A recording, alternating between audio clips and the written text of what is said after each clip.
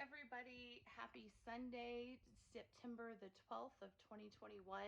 I actually did work on things yesterday, but just kind of out of respect for the day and all of the reflection that happens 20 years after that special day, wanted to kind of just be quiet. So I, of course, think of all of those people that lost their lives and, their families and all of us that were affected. All of that said, I did get some things done today. Yesterday, I just kind of curled up here in my bathroom and worked on that. So this is probably the biggest accomplishment. Super exciting. So now I can wash my hands, brush my teeth, wash my face, all that good stuff.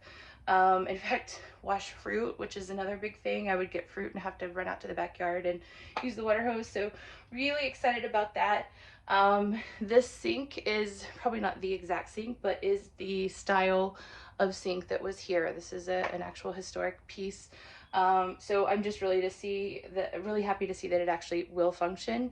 Of course, it still needs to be cleaned up a little, but it will be just fine for quite a period of time. And then I'm hoping that I'll have a really fun road trip and I'll actually take this to a manufacturer who is able to re-porcelain cast iron down the road, or it actually will be up the road because the one I know of is in Chicago. So anyways, really excited to have that going. If you do come to my house, please don't use the hot water just yet. Because this is a mixer, if the water is on or if the valve is open for hot water, the cold water will shoot out over here and it'll actually come out underneath. Once we get all of that hooked up, and hopefully that is in the near future as well, that will be a non-issue, and then we're really going to be cooking with gas or electricity in this case. So really excited about that. Some details about what's going on underneath. So again, cast iron sink. This area was super rotted out. So the part that you're looking at right now, that gray material is actually Bondo. It is one thing that you can do to try and salvage historic cast iron and try and kind of get it back to being stable again. So it has success in certain applications, and this one was kind of touch and go. So I'm really grateful that it did work, or it seems to have worked for now. And we've got our pretty brass pipe in and all of that good stuff. So eventually this will be painted once I decide what color, because I'm planning on kind of having some fun contrasting color going on around here. So the other obvious thing that you're probably noticing is that there is a big hole in the wall. That is not going to be part of the strategy permanently, but keep in mind that there will actually be beadboard. It'll be from about here down, and then it'll be around the room at other locations. This will be a really pretty built-in with some beveled mirror here in the middle. I actually looked at placing the order for it recently. And then mirror on both sides, and the mirrors on both sides actually will swing and open, so we'll have a little bit of storage and be able to look at your hair from the back and all that good stuff. So that is the plan, which means that we're actually going to have an additional inch or so of wood in front of the big hole. So that gives me a little bit more flexibility in the meantime. It also means that all of this will be coming off temporarily, as well as the reason why the toilet is a little bit further away from the wall than you would recommend, because we've got to account for that amount of increased depth. So given all of that, I didn't want to jump in and put in some of my permanent brass fixtures down below, because those are a little bit more tedious to do, and connecting and reconnecting can get kind of dicey. So we've got some temporary stuff going on. This piece can actually just screw and unscrew. We've got a braided line that I need to tighten a little bit. I think I'm getting maybe a really light drip out of it, but no big deal. PVC pipe, and of course it's attached to the brass up top. So what will permanently be here is this gorgeous brass line, and I hopefully have measured everything out so that it lines up perfectly. Here we have an angle stop, so hopefully that will be super pretty. Really excited about that. We've got our escutcheon plate, so all that stuff is here, and hopefully once we get all the pieces and parts put in, we'll be able to do that.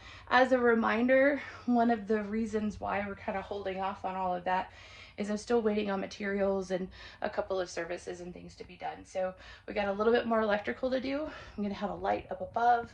I'm actually gonna be putting a light up top, which historically was not there, but you really should have two sources of light, particularly in this area. That light fixture is actually here. Unfortunately, that white globe is broken, so oh goodness. So we'll be waiting for that to come in and get all of that fixed, and I still have yet to get in the other light fixture that goes up here. Actually, it might be two, so you can tell where I am with that. I have some decisions to make and kind of being challenged on that. So anyways, it's still progress, and now it's a little bit easier to think more freely as I've kind of solved some of these other problems. The reason why I care so much about how it's going to look underneath the sink is because I'm going to be staring at it from the bathtub. So I've always been a big bath taker. So that's a big deal for me. And of course, anybody else, if you're going to have that kind of a view, you really want it to look nice. Same thing here. So I will be giving you guys an update on this. Hopefully at the end of the day. I would love to say that we're going to have some great positive news to share related to it. I just don't know. You guys pray for me. It's been complicated is all I can say. I'm grateful that there's only one of this. I've just got to solve this problem one time, and hopefully what I've learned from it I can actually share with others. But it's becoming quite hilarious at this point. But what I do have, obviously you can tell I kind of sat in this corner most of the time yesterday. I did put in the drain itself and siliconed it in. Pray for me that we let it sit for 24 hours. Now we're going to fill it with water and hope that it doesn't leak. Because I don't know what you do if it does leak. I guess you have to take everything out, start over.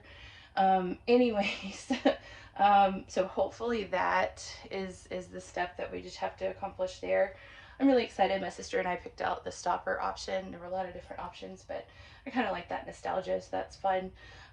This apparatus can go up and down and other directions and everything, but we're using the existing holes. I think ideally maybe I would not have it overhang quite so much, but it is actually overhanging about the amount that the faucets that I've seen on my own home growing up, which also had a historic bathtub.